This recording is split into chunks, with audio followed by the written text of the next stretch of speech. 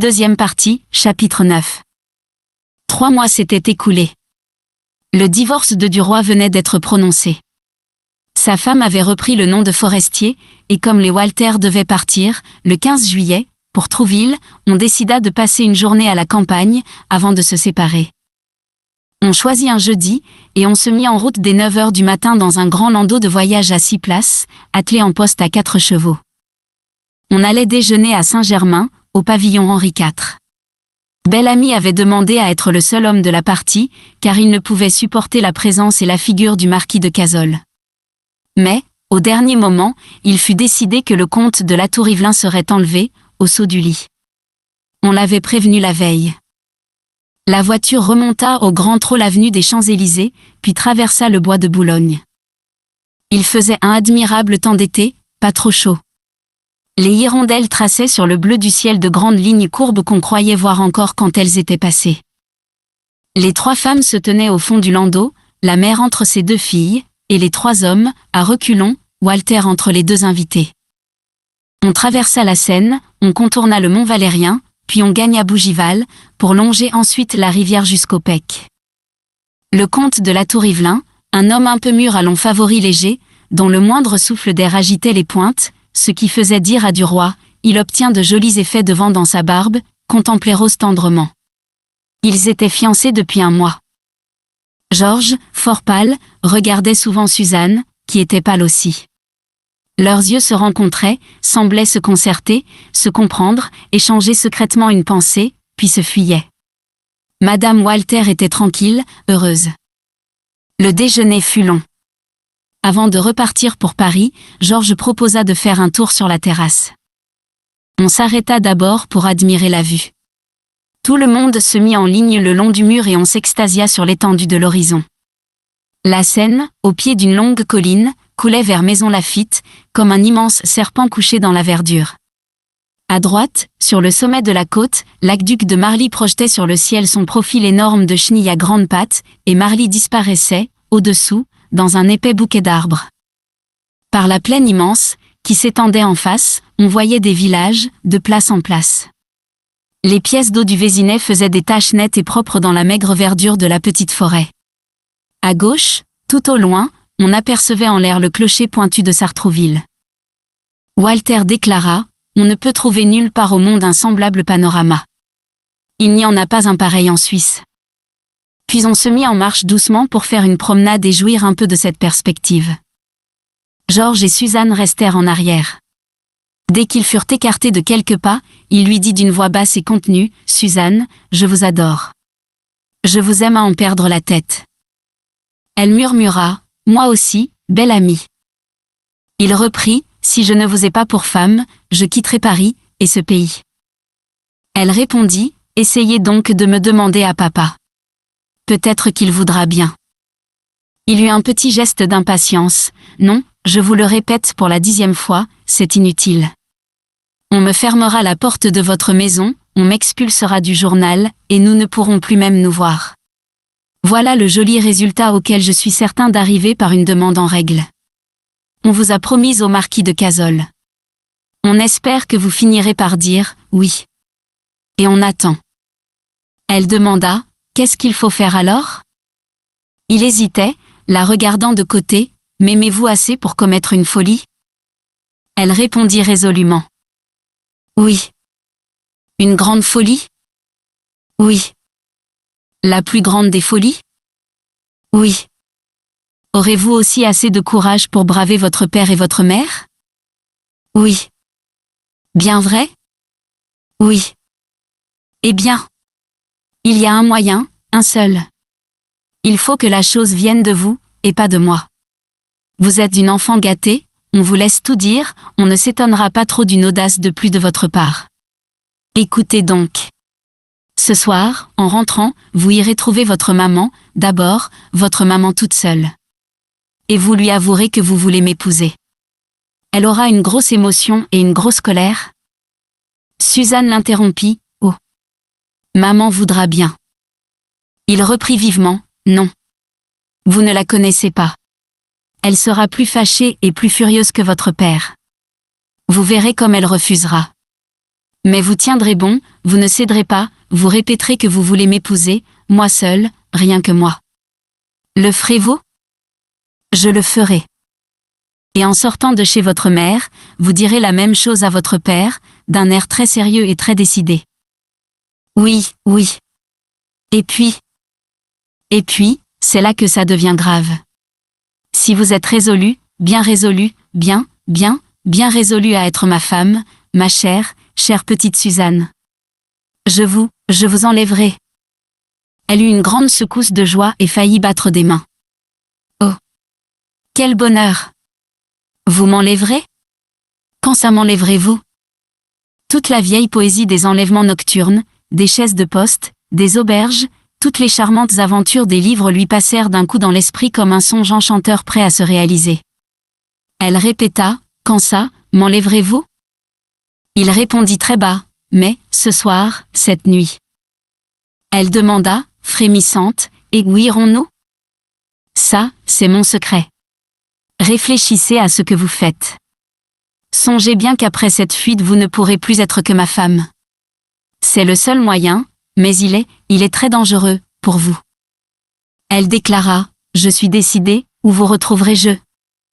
Vous pourrez sortir de l'hôtel, toute seule? Oui. Je sais ouvrir la petite porte. Eh bien. Quand le concierge sera couché, vers minuit, venez me rejoindre place de la Concorde. Vous me trouverez dans un fiacre arrêté en face du ministère de la Marine. J'irai. Bien vrai? Bien vrai. Il lui prit la main et la serra. Oh!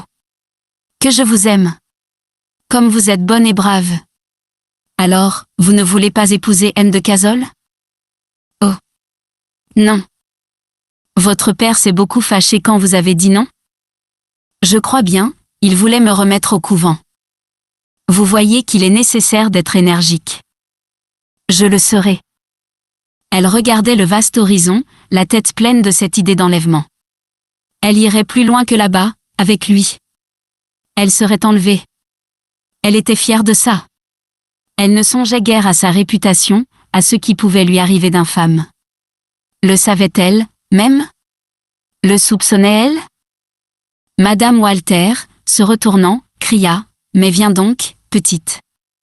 Qu'est-ce que tu fais avec Bel-Ami » Ils rejoignirent les autres. On parlait des bains de mer où on serait bientôt. Puis, on revint par Chatou pour ne pas refaire la même route.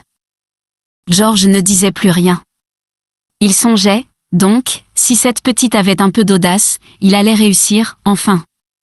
Depuis 3 mois il l'enveloppait dans l'irrésistible filet de sa tendresse.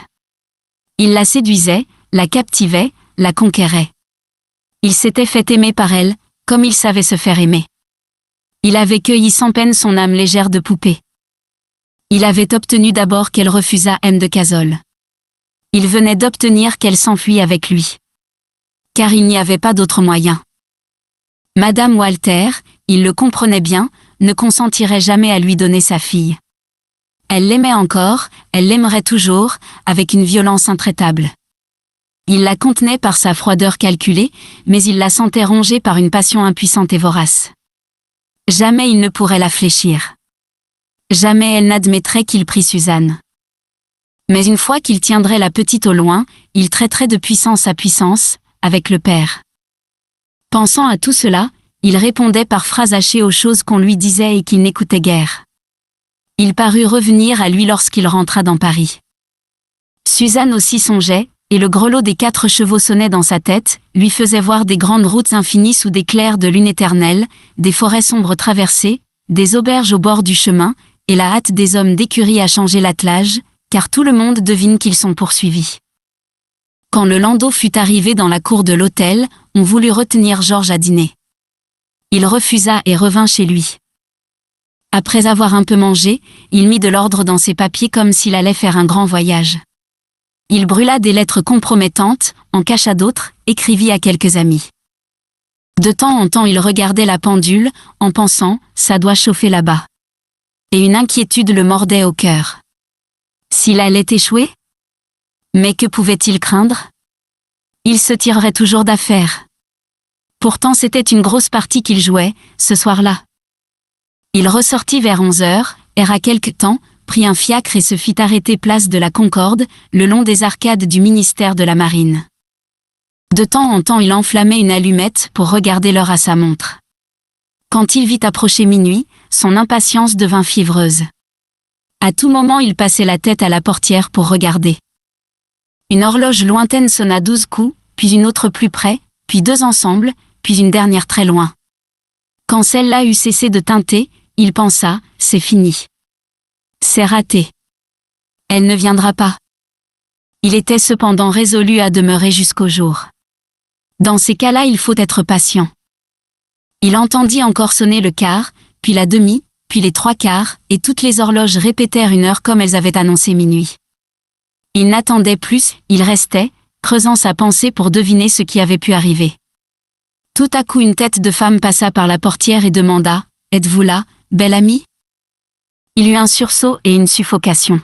« C'est vous, Suzanne ?» ?»« Oui, c'est moi. » Il ne parvenait point à tourner la poignée assez vite, et répétait « Ah !»« C'est vous, entrez. » Elle entra et se laissa tomber contre lui.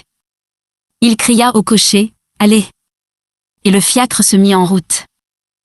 Elle haletait, sans parler. Il demanda « Eh bien, comment ça s'est-il passé ?» Alors elle murmura, presque défaillante. « Oh, ça a été terrible, chez maman surtout. » Il était inquiet et frémissant. « Votre maman ? Qu'est-ce qu'elle a dit ?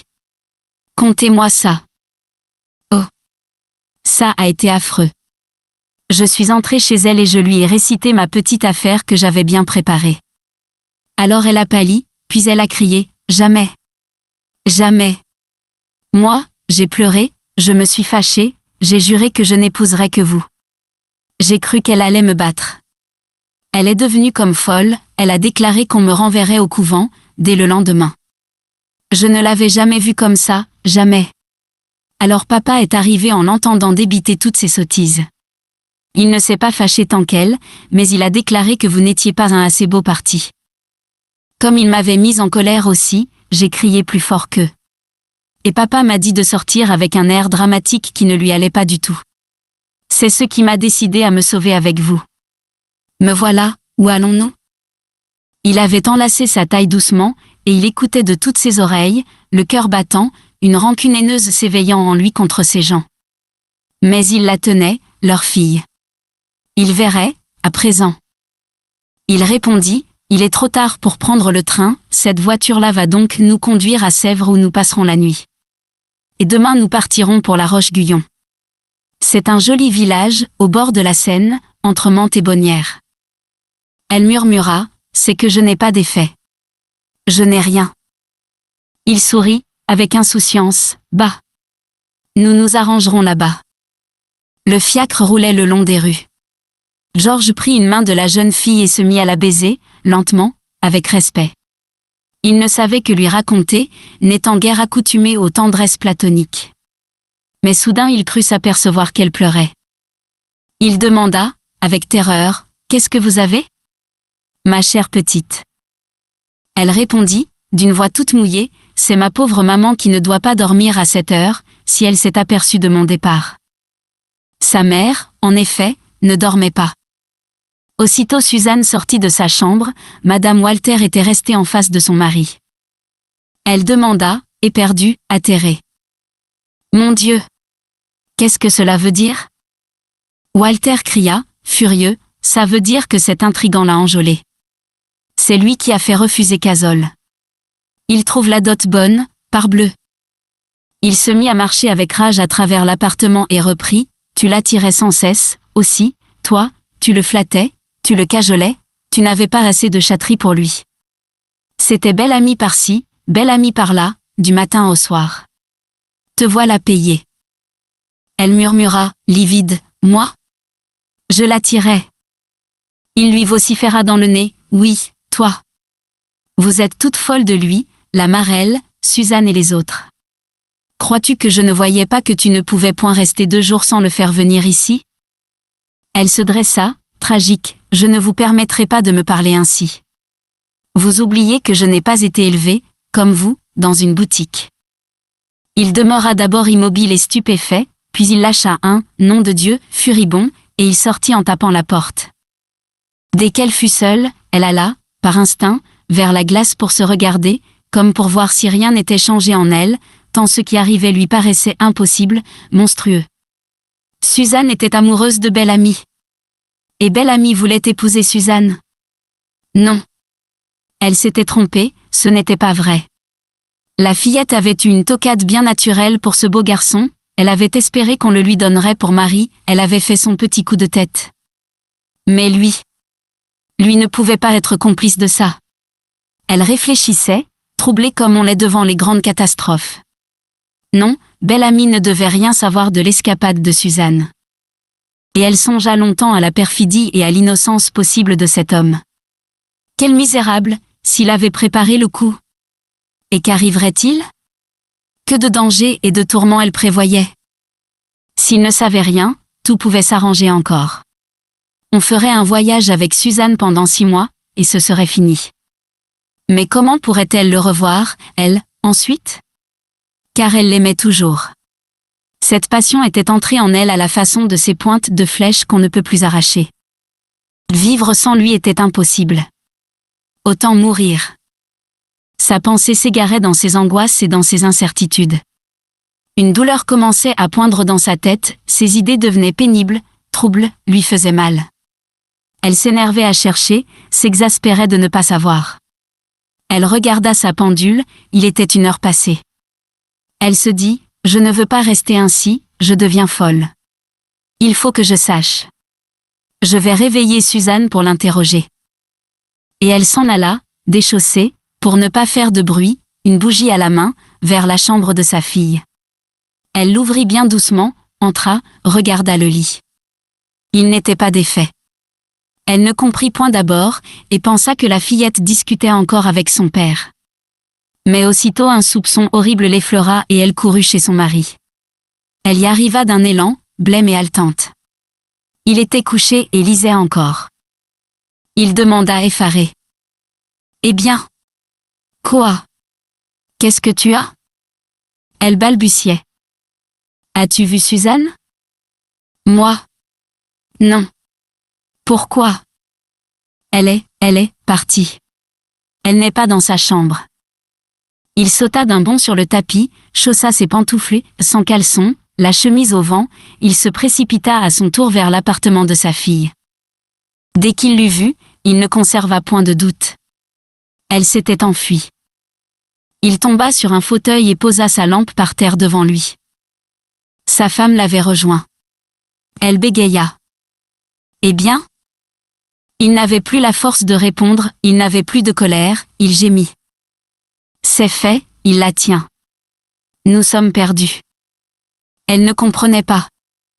Comment, perdus? Eh. Oui, parbleu. Il faut bien qu'il l'épouse maintenant. Elle poussa une sorte de cri de bête. Lui. Jamais. Tu es donc fou? Il répondit tristement. Ça ne sert à rien de hurler. Il l'a enlevée, il l'a déshonorée. Le mieux est encore de la lui donner.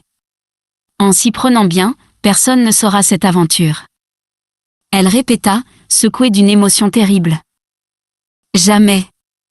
Jamais il n'aura Suzanne. Jamais je ne consentirai. Walter murmura avec accablement. Mais il l'a. C'est fait. Et il la gardera et la cachera tant que nous n'aurons point cédé. Donc, pour éviter le scandale, il faut céder tout de suite. Sa femme, déchirée par une inavouable douleur, répéta. Non. Non. Jamais je ne consentirai. Il reprit, s'impatientant, mais il n'y a pas à discuter. Il le faut. Ah. Le gredin, comme il nous a joués. Il est fort tout de même. Nous aurions pu trouver beaucoup mieux comme position, mais pas comme intelligence et comme avenir. C'est un homme d'avenir. Il sera député et ministre. Madame Walter déclara, avec une énergie farouche. Jamais je ne lui laisserai épouser Suzanne. Tu entends, jamais. Il finit par se fâcher et par prendre, en homme pratique, la défense de Bel-Ami. Mais, tais-toi donc. Je te répète qu'il le faut absolument. Et qui sait? Peut-être ne le regretterons-nous pas. Avec les êtres de cette trempe-là, on ne sait jamais ce qui peut arriver. Tu as vu comme il a jeté bas, en 3 articles, ce niais de Laroche-Mathieu, et comme il l'a fait avec dignité, ce qui était rudement difficile dans sa situation de mari. Enfin nous verrons. Toujours est-il que nous sommes pris. Nous ne pouvons plus nous tirer de là. Elle avait envie de crier, de se rouler par terre, de s'arracher les cheveux. Elle prononça encore, d'une voix exaspérée. Il ne l'aura pas. Je ne veux pas. Walter se leva, ramassa sa lampe, reprit. Tiens, tu es stupide comme toutes les femmes. Vous n'agissez jamais que par passion. Et il sortit en traînant ses pantoufles. Il traversa, fantôme comique en chemise de nuit, le large corridor du vaste hôtel endormi, et rentra, sans bruit, dans sa chambre.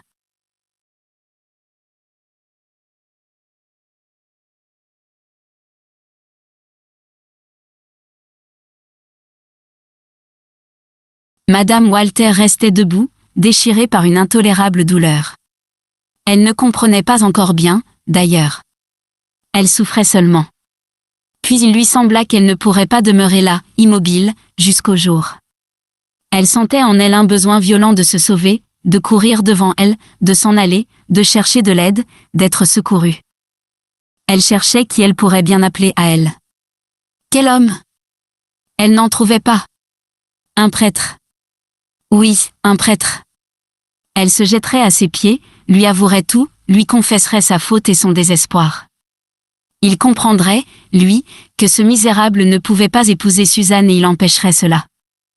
Il lui fallait un prêtre tout de suite. Mais où le trouver? Où aller? Pourtant elle ne pouvait rester ainsi. Alors passa devant ses yeux, ainsi qu'une vision, l'image sereine de Jésus marchant sur les flots. Elle le vit comme elle le voyait en regardant le tableau. Donc il l'appelait. Il lui disait, « Venez à moi. Venez vous agenouiller à mes pieds. Je vous consolerai et je vous inspirerai ce qu'il faut faire. » Elle prit sa bougie, sortit, et descendit pour gagner la serre. Le Jésus était tout au bout, dans un petit salon qu'on fermait par une porte vitrée afin que l'humidité des terres ne détériorât point la toile. Cela faisait une sorte de chapelle dans une forêt d'arbres singuliers. Quand Madame Walter entra dans le jardin d'hiver, ne l'ayant jamais vu que plein de lumière, elle demeura saisie devant sa profondeur obscure. Les lourdes plantes des pays chauds épaississaient l'atmosphère de leur haleine pesante. Et les portes n'étant plus ouvertes, l'air de ce bois étrange, enfermé sous un dôme de verre, entrait dans la poitrine avec peine, étourdissait, grisait, faisait plaisir et mal, donnait à la chair une sensation confuse de volupté énervante et de mort. La pauvre femme marchait doucement, émue par les ténèbres où apparaissaient, à la lueur errante de sa bougie, des plantes extravagantes, avec des aspects de monstres, des apparences d'êtres, des difformités bizarres. Tout d'un coup, elle aperçut le Christ. Elle ouvrit la porte qui le séparait d'elle, et tomba sur les genoux. Elle le pria d'abord éperdument, balbutiant des mots d'amour, des invocations passionnées et désespérées. Puis, l'ardeur de son appel se calmant, elle leva les yeux vers lui, et demeura saisie d'angoisse.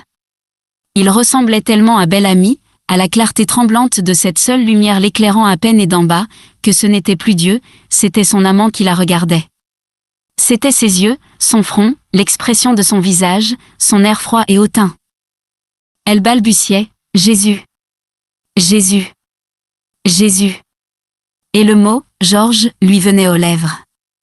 Tout à coup, elle pensa qu'à cette heure même, Georges, peut-être, possédait sa fille. Il était seul avec elle, quelque part, dans une chambre. Lui. Lui. Avec Suzanne. Elle répétait, « Jésus. Jésus. » Mais elle pensait à eux, à sa fille et à son amant. Ils étaient seuls, dans une chambre, et c'était la nuit. Elle les voyait. Elle les voyait si nettement qu'ils se dressaient devant elle, à la place du tableau. Ils se souriaient. Ils s'embrassaient. La chambre était sombre, le lit entrouvert. Elle se souleva pour aller vers eux, pour prendre sa fille par les cheveux et l'arracher de cette étreinte. Elle allait la saisir à la gorge, l'étrangler, sa fille qu'elle haïssait, sa fille qui se donnait à cet homme. Elle la touchait, ses mains rencontrèrent la toile. Elle heurtait les pieds du Christ. Elle poussa un grand cri et tomba sur le dos. Sa bougie, renversée, s'éteignit. Que se passa-t-il ensuite? Elle rêva longtemps des choses étranges, effrayantes. Toujours Georges et Suzanne passaient devant ses yeux enlacés avec Jésus-Christ qui bénissait leur horrible amour. Elle sentait vaguement qu'elle n'était point chez elle. Elle voulait se lever, fuir, elle ne le pouvait pas. Une torpeur l'avait envahie, qui liait ses membres et ne lui laissait que sa pensée en éveil, trouble cependant, torturée par des images affreuses, irréelles, fantastiques, perdue dans un songe malsain, le songe étrange et parfois mortel que font entrer dans les cerveaux humains les plantes endormeuses des pays chauds, aux formes bizarres et aux parfums épais. Le jour venu, on ramassa Madame Walter, étendue sans connaissance, presque asphyxiée, devant Jésus marchant sur les flots. Elle fut si malade qu'on craignit pour sa vie. Elle ne reprit que le lendemain l'usage complet de sa raison. Alors, elle se mit à pleurer. La disparition de Suzanne fut expliquée aux domestiques par un envoi brusque au couvent. Etagem, Walter répondit à une longue lettre de du roi, en lui accordant la main de sa fille. Bel-Ami avait jeté cette épître à la poste au moment de quitter Paris, car il l'avait préparée d'avance le soir de son départ.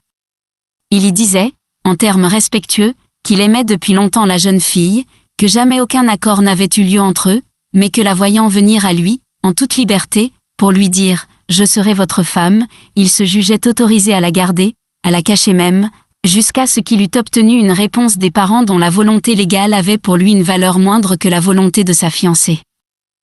Il demandait que M. Walter répondît poste restante, un ami devant lui faire parvenir la lettre. Quand il eut obtenu ce qu'il voulait, il ramena Suzanne à Paris et la renvoya chez ses parents, s'abstenant lui-même de paraître avant quelque temps. Ils avaient passé 6 jours au bord de la Seine, à la Roche-Guyon. Jamais la jeune fille ne s'était tant amusée. Elle avait joué à la bergère.